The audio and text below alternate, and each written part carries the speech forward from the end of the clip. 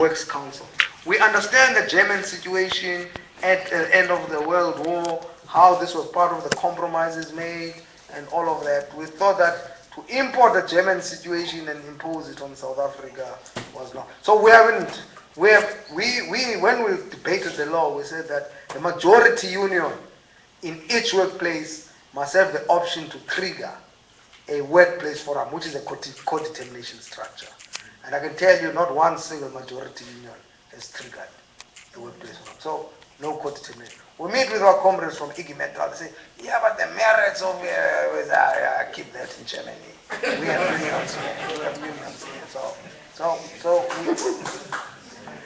The thing about social unionism, there's a big debate about that, and I was with the professors the other day about where it started.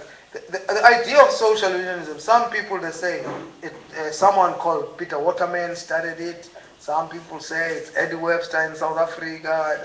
It doesn't matter for us unionists where it started. But for us, the idea of social unionism was the idea not just of providing houses and benefits. It was the idea of combining shop floor and community issues. And the simple was reason was that you can win a 10% wage increase, but the transport costs go up, the food prices go up, and they start eating on what you've just won.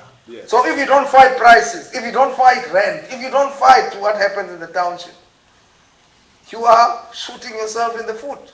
So the idea of social unionism, I know now that here in the US, many academics are social unionism, but it's a very diluted.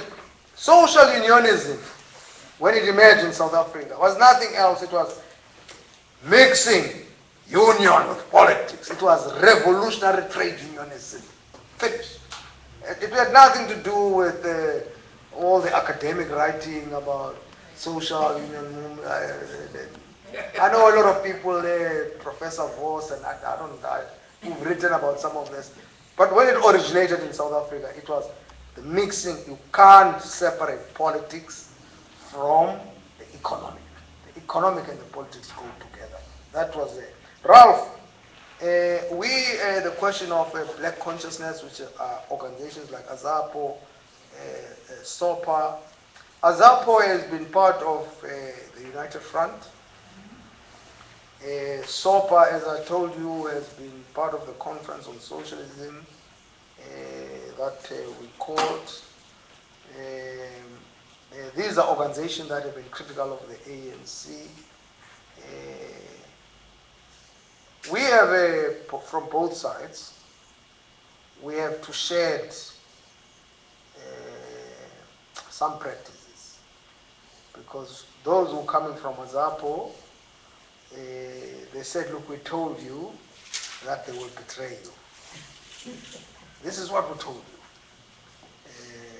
And some of us don't take too kindly to that. And sometimes the baggage that we come from an ANC tradition. And I think that the question of how we mix this and accommodate each other is going to be important. So let's see. I mean, I have this is what we do. I have a view of a united front that's a four-story house where you have a mass organization, membership organization at the top, like unions, social movement, patients organizations. You have a sort of NGOs that may not have a vote, but that are supporting this, because there are a lot of them in South Africa. You may also have a house of political parties that are to the left, like AZAPO, SOPA, and all of that. And there's the issue that we're debating about individual membership. Because sometimes people who from other unions who may not be supporting NUMSA and NEHAWU, POPCRO, and all of that, they come and say, look, but comrades, we are with you. But our union is still chained. Now, how do we accommodate for those individual members? We have had people who come from the Communist Party and say, we agree with you, but where do we fit in? And what we've been doing is to set up all these area committees, residential area committees, where people can join, so that it will be a mix of a sort of a federal type of coalition, but also to cater for the variety of things. But let's talk about it. Let's say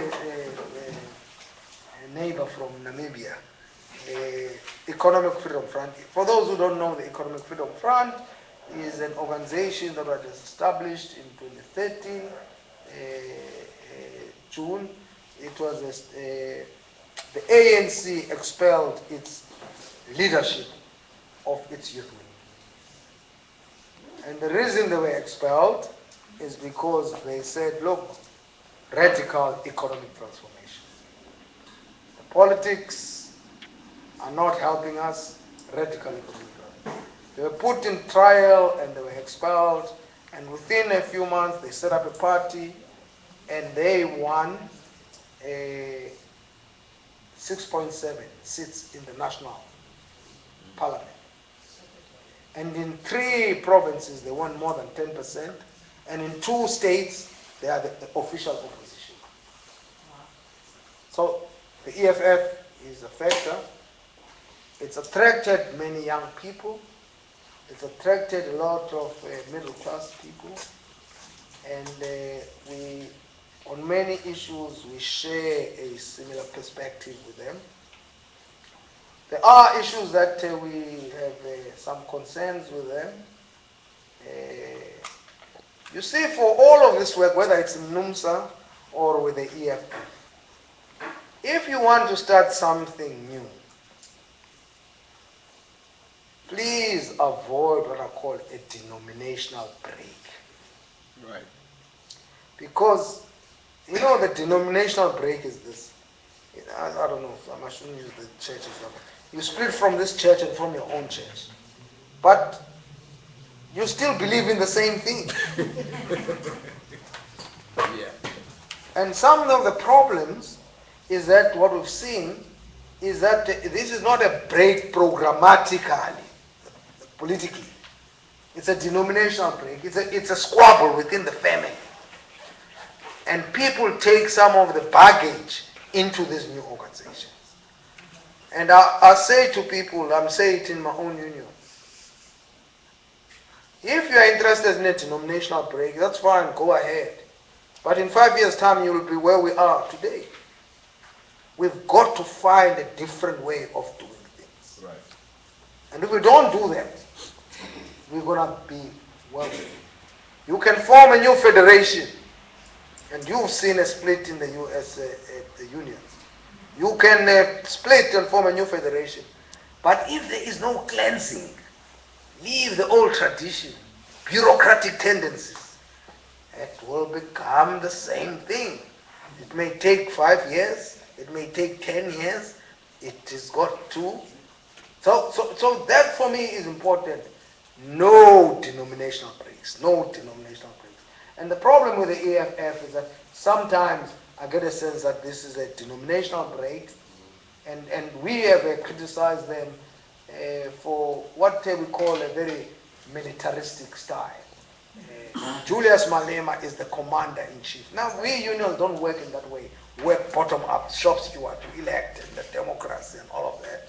And this command center that dictates, that deploys, and that disbands branches, that's all part of the ANC and Communist Party traditions. And that we must put in the bin.